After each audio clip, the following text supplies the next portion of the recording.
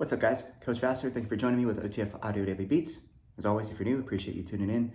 Listen to talk about these workouts. If you find value in them, information is in the description to support me. If you have any feedback, let me know what's going on. We're gonna break down Thursday, July 3rd. This will repeat on Saturday, July 19th. We're gonna see power on the treads, strength on the rower, and on the weight floor. As always, we'll talk about the key concepts of the 2G, talk about the 3G, and then get you on out of here.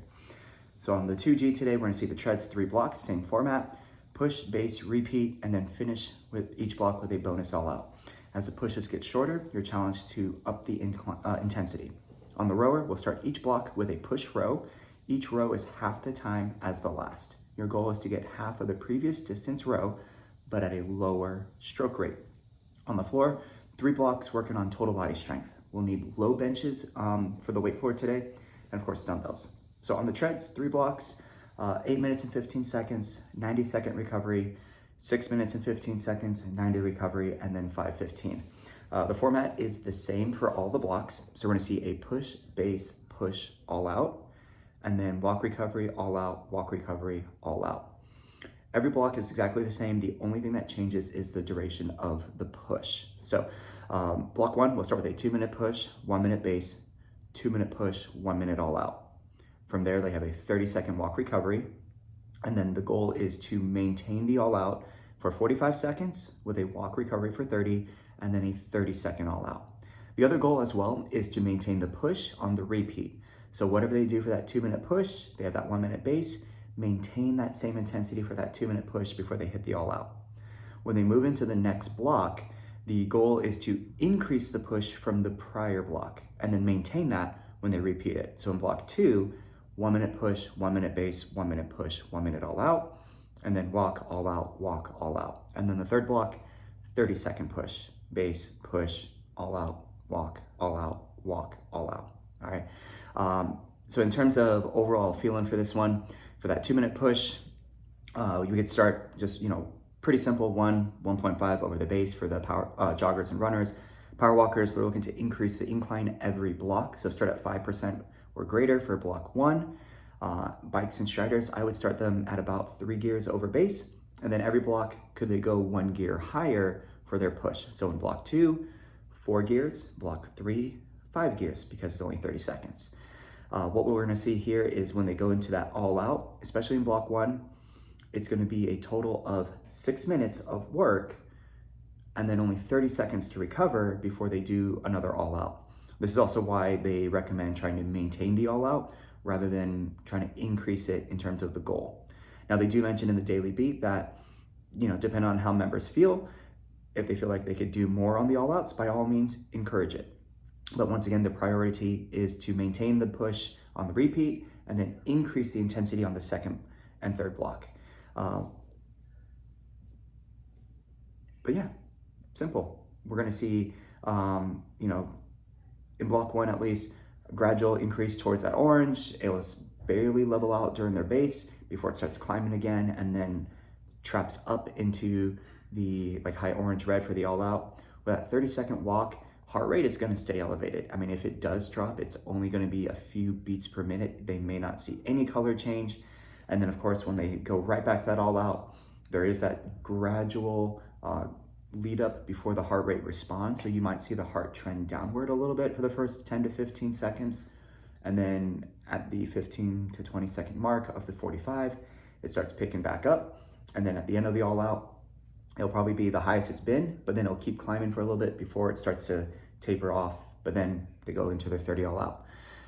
During that 90-second walk recovery, most people probably will take the whole 90, but if they want to get back to base when they're ready, go for that.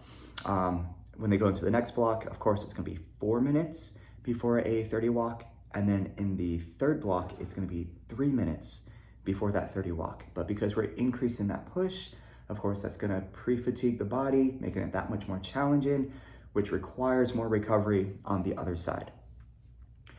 In terms of the all out specifically, I would, kind of set the all out and try to maintain it throughout the entire day. So whatever they did in block 1's 1 minute all out, that's what they're gonna use for the rest of the day. And then by block 3, if those aggressive pushes make that all out still feel very uncomfortable, great. Otherwise, at some point, they could try to increase the all outs, okay? Now, when we look at the weight floor side, 3 blocks, they all start with a timed row.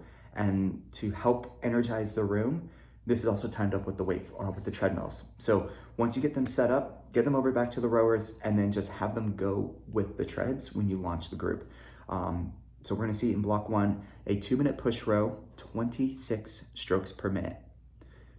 The math works out, that's 52 strokes, no more, no less. Of course, it does take a while for them to find the rhythm, with the goal of trying to match their distance of half in the next block. They also have to have a lower stroke rate, which means we're gonna see an increase to their leg drive every block.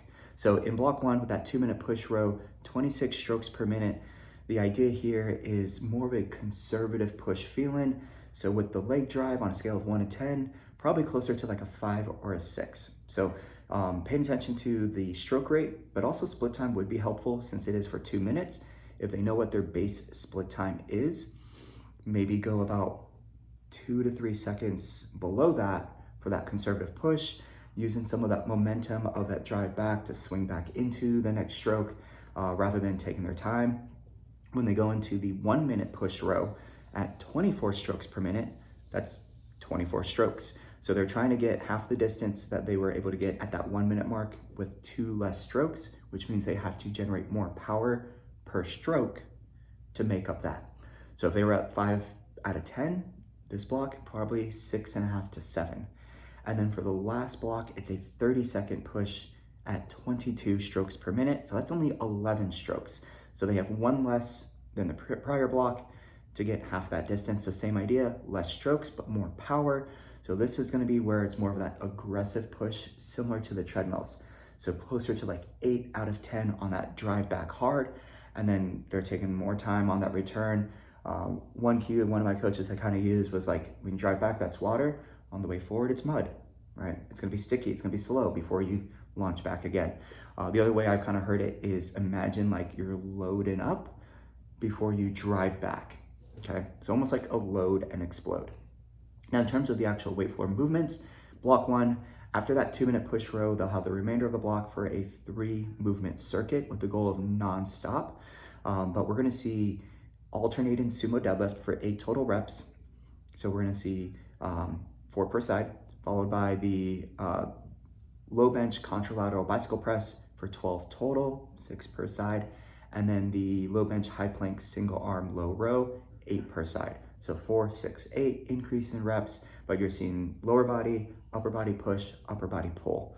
Of course, a little bit of core involved, so that's gonna be what's gonna fatigue the most.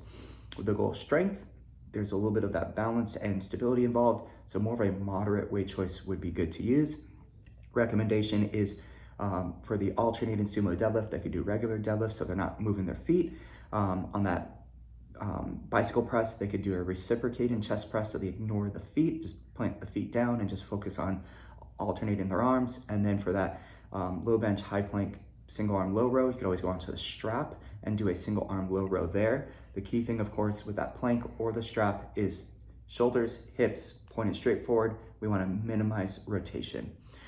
In block 2, we're going to see the step down reverse lunge to a single leg knee drive, and they're going to alternate that for their 8 reps. So they'll start with both feet on the bench, they'll step down, that leg will then knee drive, plant the feet, step down with the other leg, knee drive, plant the feet. And then they'll go into the low bench pullover, targeting lats, rhomboids, a little bit of triceps. For the reverse lunges, they could do that off the bench. For the pullover, they recommend the Y raise. Me personally, with a pullover, we're targeting lats and back, so I usually have them do low rows for that. Because usually people who are not able to do a pullover, it's because they have shoulder issues and they're not able to go overhead. So to ask them to do a Y raise when they're not able to go overhead is almost counterproductive.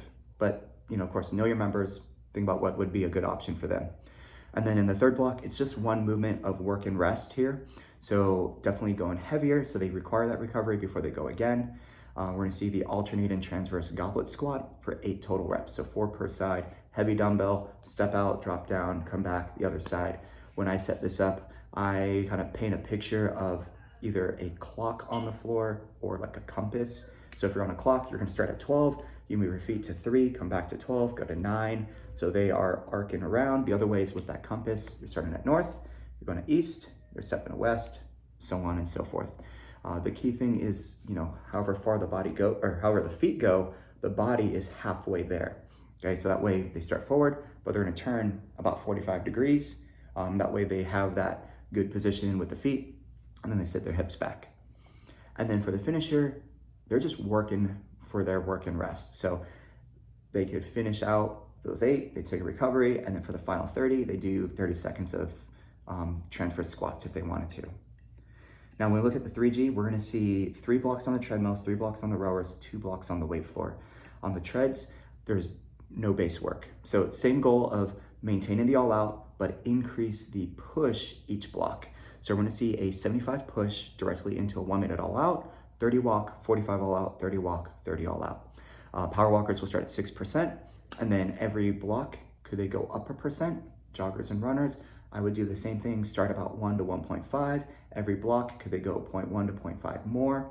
And then maintain the all outs. So that first one sets the tone. Can we hold on to it? If they feel good, could we add to it? If they add to it, can we use that new one as we move into block 2? All right, there is only 1 minute of a walk recovery between each block. So when you look at the block itself, like block 1's 4.5 minutes, within that block, there's only a minute of actual walk recoveries. So once again, just like in the 2G, heart rate is going to stay elevated. During that 1 minute walk between blocks, that's where we'll see more of that decrease. People getting back to like a mid-range green or even low green, high blue before they go into their push. The goal is, of course, increasing that push. So they're gonna close the gap between the push and all out, making the all outs that much more challenging. On the rower side, it's going to be a strength focused row with a deconstruct setup. Block 1, they have 4.5 minutes. They're gonna do a 20 stroke push row. They choose a stroke rate between 22 to 26, and then they're gonna have a squat to calf raise for 10 reps. 20 stroke push row in that 22 to 26 range. It's gonna take about 35 to like 50 seconds. They get up, squat to calf raise for 10 reps. It's gonna be about another 30 seconds to a minute. So really they're only gonna get about 2 attempts, maybe start a 3rd row before you call time. We want them to match or beat their distance every round. So at the start, hit new interval, they do their 20 strokes, do their med ball movement or Y bell if you have them. When they get back on the rower, check their distance, hit new interval, try to beat that. Block 2, it's going to be 15 stroke push row and then 10 squats.